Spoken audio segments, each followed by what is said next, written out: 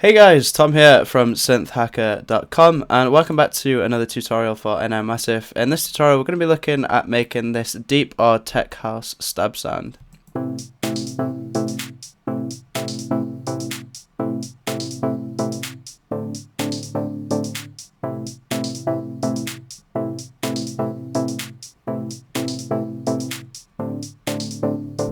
if I solo it just on its own,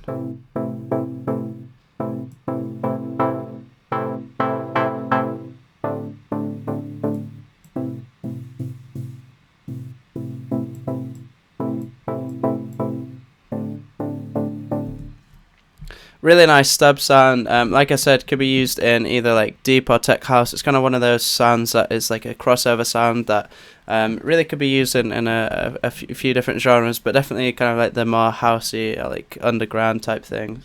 Definitely, and it's just a really cool sound. We're going to be making it completely from scratch, so I'll just go ahead and initialize the patch. Just before we start making the sound, guys, as always, this video is sponsored by my website, which is synthhacker.com, or you can just visit the link in the description below. And in case you didn't know, I actually have a preset pack out for Massive, which has over 500 presets included in that. It's like a mega pack. It's also bundled with a video course that I've produced for Massive to really give you lots of tips and tricks when using Massive, and it goes over all the parameters and what everything does and everything like that. Really useful stuff, so definitely go ahead and check that out over at synthhacker.com or click the link in the description below. Also, I'm trying to bring out new tutorials daily. It will be mostly daily, at least like 5 or 6 videos a week, so definitely hit the subscribe button below as well. That really helps me out, and you'll stay up to date with like new tutorials as well, which is like a win-win. So yeah, without further ado, I'll stop babbling on and we'll start making this sound. So first thing I'm going to do is just go into our EQ section actually and just bring the low shelf parameter all the way down. The reason for this is because it's just a really good habit to get into EQing sounds as you're making them, and then not having to rely on EQing them later on in the mix. And the reason we're bringing the low shelf right down is because key sounds typically sit like on top of a mix, so you'll have like bass elements underneath, you've got drums in there, and you really don't want this like a stab sound to have too much low end, or like pretty much any like real low end at all, just so it kind of stays out of the way of like your kick drum and your bass and stuff like that. So definitely first things first, just bring the low shelf parameter down on the EQ just to take out most of the low end. And we're going to make sure that the sound is polyphonic and that unison set to 1. This essentially means that each of the oscillators is only outputting one voice, but because it's polyphonic, we can play more than one note at a time, which is obviously really important for a stab sound because you're going to be playing like chords. So just make sure that's set up like that. And we're just going to dive straight into the oscillator section. So both these oscillators, we're just using 2 oscillators for the sound, are going to be saw waves, so make sure the wavetable position is all the way to the right. We're actually going to pitch down oscillator 2 an octave below oscillator 1, and we're going to make sure both these oscillators are being routed through filter 1, which we're going to set up in just a second. What we're going to do is add a really slow LFO to both of the pitch for both of these oscillators.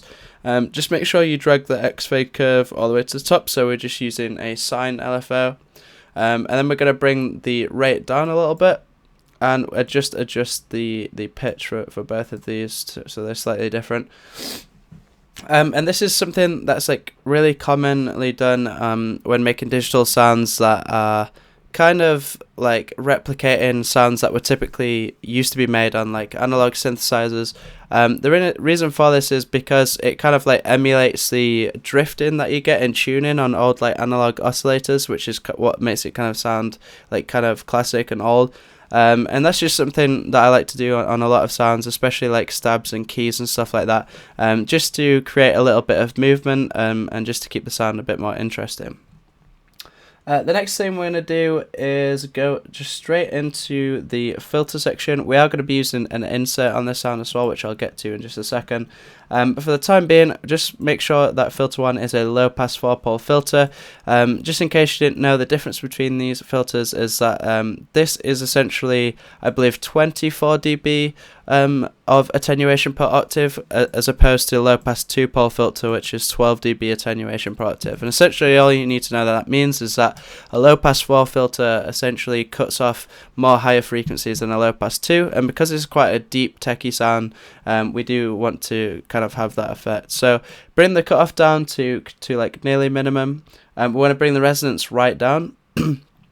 And then what we're going to do is we're going to set up envelope 4, which is also the amplitude envelope for the sound, to kind of modulate the cutoff frequency of filter 1. So for this filter, we're just going to increase the attack just a little bit, just to kind of soften it up a little bit. I found that usually sounds like really nice on stab sounds if you just increase the attack.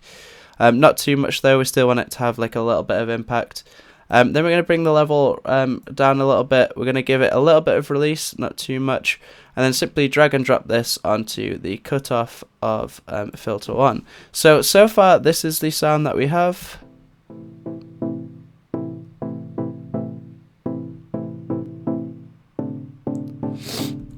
So we're getting there already. We've still got a few different things left to do. The first of which, we're going to dive into insert 2 here. We're going to make sure that insert 2 is before the sound goes into the effects chain. And what we're going to do is something that I like to do on some sounds, just to kind of add like a little bit of like dustiness. It's hard to explain, like a little bit of texture to it, so it doesn't sound like too perfect. Is just add a little bit of bit crush. But really subtle. So what I like to do is just turn the crush to somewhere around here, so not too extreme.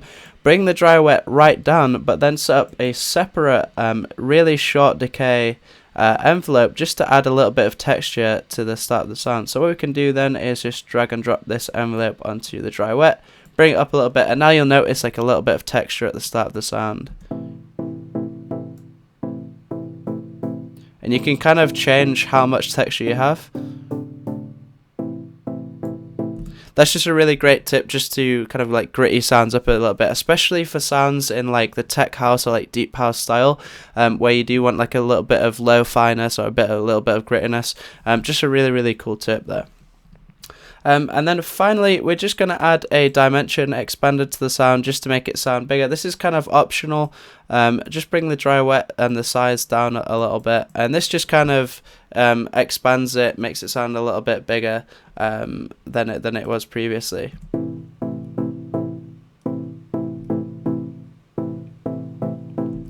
So that's kind of optional. If you have quite a busy mix, then you might want to make this a little bit more subtle, just so that the key sound isn't like masking other things in your mix. But in general, I think this effect sounds really good on stab sounds like this.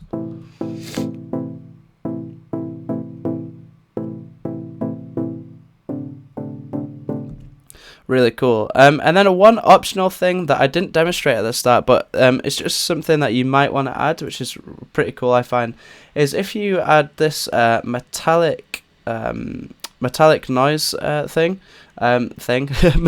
noise sound, and then you just keep the color at high and bring the amplitude up. We're just going to route this through filter 2, and then bring the mix up a little bit, so it's just like bypassing it. And what this will do is add almost like a hi-hat to it. It sounds really cool. Might want to make it a bit quieter.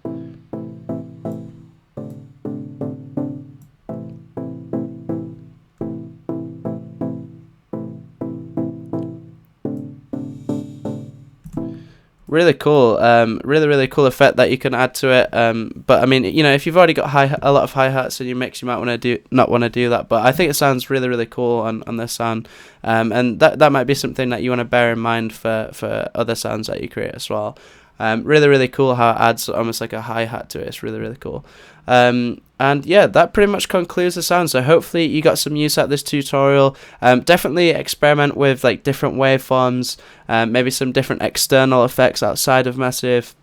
You know, maybe even some like slightly different filter settings, although you don't want to kind of deviate from this too much. You definitely want the cutoff to be quite low to give it that like nice deep feel. But yeah, hopefully you got some use out of this tutorial, guys. If you haven't already, go ahead and check out my website over at synthhacker.com. I'll click the link in the description below. Subscribe to stay up to date with new tutorials. If you have any questions, feel free to leave them down below. And yeah, thanks a lot for watching, guys, and I'll see you in the next video.